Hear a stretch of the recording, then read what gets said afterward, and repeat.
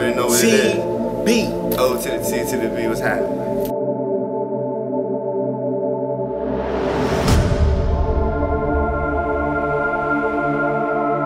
You already know what it is I represent. That Southside, that Richmond all day, every day. So what y'all got going on tonight, man? What's good? Right now, we're celebrating my homeboy, my lifetime, my childhood friend, Alterick Gaston, celebrating the release of his book, you know what I'm saying, King of the South. No breaks in the building, OTB in the building. It's a celebration of life more so. No Breaks Publishing started by Alterick Gaston. He was writing up on the corn, he came up with the book Natural Born Killers. So when he started No Breaks Publishing, I had interviewed him and we touched bases on Facebook, and I let him know, like, brother, I'm feeling your movement. Anything you want to tag to my page, then you can tag to my page and I'll help you promote it over here on the East Coast. So after talking with him, he realized that he needed a presence in the South, and he wanted me to join his team and lead the movement. Hey, how y'all doing? I'm Alterick Gaston, author of the SouthSide King, No Breaks Publishing South. I like to, welcome y'all to my world, the world of the literary arts. It's basically a whole lot that goes on here in Richmond, and it's only a few people that's fit enough to tell the stories that go on here in Richmond. I feel like those that really live the life should be able to tell the life in a proper perspective, not to glorify the life, but to give some truth to it, and not only tell the glorification that come along with it, but the pitfalls. And that's what we're about, trying to get the youth to read more. Against all our publications, they have a movement going on, put down a gun and pick up a book. I think that's awesome, because reading is fundamental and reading is very educational. Whether it's based on fiction, non-fiction, you can always learn from it. It's always something you can learn from in a book, and it helps you to grow. To give you a little background on myself, I got incarcerated when I was 18. I got released at the age of 35. This is what I do. I done lived a life. I'm talking about from a little young guy in middle school selling drugs. I didn't come from a broken home. Like a lot of people that's into this didn't come from a broken home. Some people did, but I was one of the ones that just wanted that lifestyle. I thought that was a cool lifestyle, so I wanted to be down. And I heard a lot of people were doing so. So therefore, upon my release, I had to do something to change, because I felt like the communities that I destroyed, I needed to do something to help build them back up. I'm partly responsible maybe for 80% of the crack babies over Southside. If you ever heard of a crack baby, I'm probably responsible for 80% of them. I'm not glorifying it, I'm just stating the facts. We started this life at a very, very young age. We got into it, and we come from what they call the crack era, the late 80s, early 90s. And it was when homicide was at an all-time high in the city of Richmond. So now when I look at it, when you up into it, you really can't see what's going on with it. But now that I take a chance to sit back and I'm older and I'm looking at it, I'm like, man, we was crazy. We was blessed at the same time to come about this situation. I love what everyone is doing that's in a positive direction. If you positive and you from the city, I'm reaching out to you. Not saying that you're going to reach out to me and it's going to be the same thing, but just know that it's all about love. Each one teach one, and we can help each other grow. Against all our productions, they doing a whole lot, and we're gonna team up with them. No Breaks Publishing South. We're gonna team up, and we're gonna do a whole lot of positive things for the city, and we're gonna reach out and get things done. As a matter of fact, they're doing a project right now dealing with the violence in the city, and y'all need to check that out and get really behind that, because that's a big major problem in the city, like the black on black violence, just violence period. We need to start loving one another, because it's hard enough as it is to live out here in this world, and then for us to be killing each other for nonsense and foolishness, it's not productive, and it's all about being productive. What you want to do with your life. I mean, all of us had goals when we was younger. You wanted to be a fireman, some of us wanted to be policemen, astronauts, doctors, whatever, lawyers, whatever you wanted to be. Let's get back to recapturing those dreams. We have a lot of people like our ancestors that fought for rights and for our freedom, for education and things like that, and it's stuff we don't even value, stuff that we take for granted. So we need to understand that nothing is given. If you do your research on a lot of things, you'll understand that when they passed the law for blacks to vote, every so often they got to go back and repass that law in order for us to vote. even though we have an African-American president, they still have that law where it's only for a certain amount of time. It's nothing concrete in stone. Like, that right was just for a certain period of time. That's just one of the jewels. But I have some books coming out up under No Breaks Publishing South that's going to touch on a lot of things. One in particular, I'm going to leak the title. It's called A War Beyond Soldiers, and that's going to come out probably the beginning or middle part of next year, and it's going to touch on a lot of things. So y'all be sure to pick that up. Yes, sir. When did you start writing books? Well, I started writing books. Actually, this is a true story. I read a book by Nikki Turner, Hustler's Wife, and I tell everybody the same story. I don't personally know her, but I personally know some of the things that she kind of based her character up off of, and I know for a fact that she really wasn't that type of person. But she could sit and, you know, watch things as they develop, and, you know, you can write about it.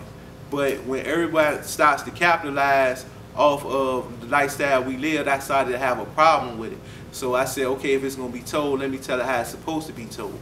And that's how I basically started writing. At first, I just sat down and wrote it to see if I could do it. But when I got to passing it along to different guys, and they was reading it, and they was like, this is really good. Where's part 2? So when after I wrote part 2, they was like, it's really good. Let me do a part 3. And I was like, well, okay. I may have something here. So I reached out to Infinity Publications with Will Giovanni. Even though the situation didn't work out, I still give her a props because she gave me my shot and it was a learning experience. So upon doing that, I got involved with Terry Roden, and when I started dealing with him through Blog Talk Radio and Blog Talk interviews, then he reached out to me and was like, come join the team of No Breaks Publishing. And I did. Shout out to Kool-Aid. Tilla, she got a book coming out next week, and my man, I forget his last name, but his name of his book is The Testimony. And I'm all about positive things, and I appreciate all the support that I get, because at the end of the day, you don't have to support nothing. But when a person says, man, hey, I like your book, I like your story, when the next one coming out, that means the world to me. That let me know that my work wasn't in vain. And I do the same thing to other authors. I support other authors. I buy their books. I read them, and I let them know. I'm like, man, that was a good book, man. Keep going, keep pushing. And that's what it's all about. And that's what No Breaks Publishing South is all about. And No Breaks Publishing, period. We master. It's all gas, no breaks. That's what we do.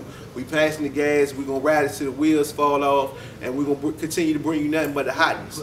Real, real, real, real. That's our motto. If you real, you read real. And basically, we have books available on Amazon, but we are the paperback game. We push paperbacks in a city near you. That's what we do. We push paperbacks.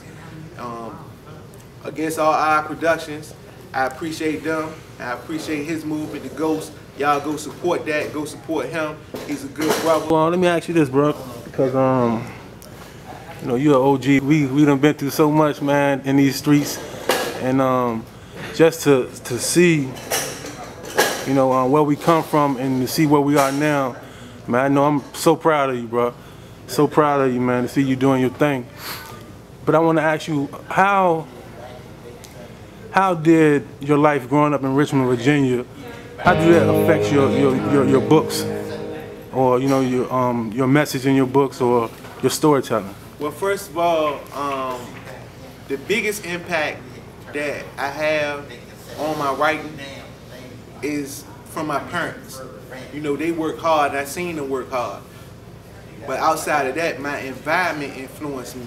You know, I'm so much of an OG, I can remember seeing guys with the butterfly collars and the platform shoes and the bell bottoms with the, you know, the gold pinky rings and things, and driving what we used to call the stinking Lincolns and the hogs. For those that don't know what a hog is that long Cadillac, that Fleetwood Broham, and that's what I wanted to be like.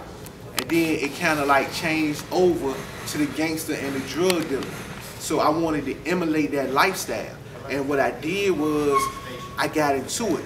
But not saying that I came from a bad home, because 90% of the guys that's in the streets don't come from bad homes. They come from hard-working homes. Parents that really loved them and tried to keep them from the streets. They didn't come from homes where it was alcoholism and junkies and stuff like that. But we seen our parents struggle so hard. We didn't want that lifestyle. We didn't want to work hard. But don't let life pass you back, because what's going to happen is you're going to be like 40, 50 years old, still staying in the project, still staying at home with your mama, ain't never had a job, can't draw Social Security, none of that. You don't have no health benefits, no health insurance, or none of that. And you can't blame nobody for yourself but yourself, because the opportunity is out here. You have to just seize it. And that's what we're doing. We seizing the moment as entrepreneurs, though. You can come up with an idea and start it. I'm not the smartest person. I didn't sit down and just write a book. Donald Goins and Iceberg Slim, they paved the way for what I'm doing and what every other urban author is doing. They make no mistake about it. You know, I think it was Holloway House. They put out those books, you know, and that influenced us to tell our stories. So I'm going to tell the story as the way I see it from the era that I was in the South Side, and that's what it's going to be. I would like for you to pick up a book and read it, and you have some, believe me, if you read my book, you're going to have some enlightenment into how it really was back then.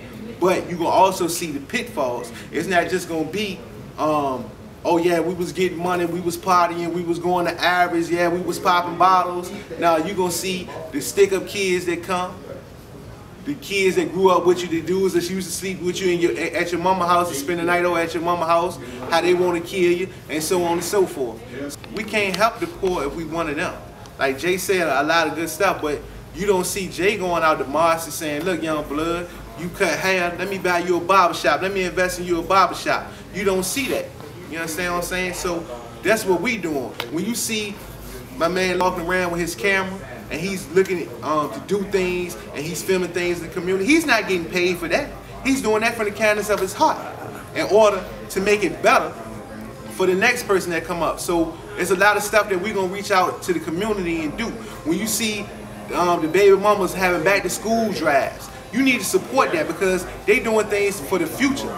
We did what we did to destroy the community. Now it's time to, you know, put things back in order, put things back in the proper perspective, give guys and the kids something to look up to, you know, something to look forward to besides hitting the switch, as they say, hitting the switch, smoking some loud or something, you know, where the cigarello at.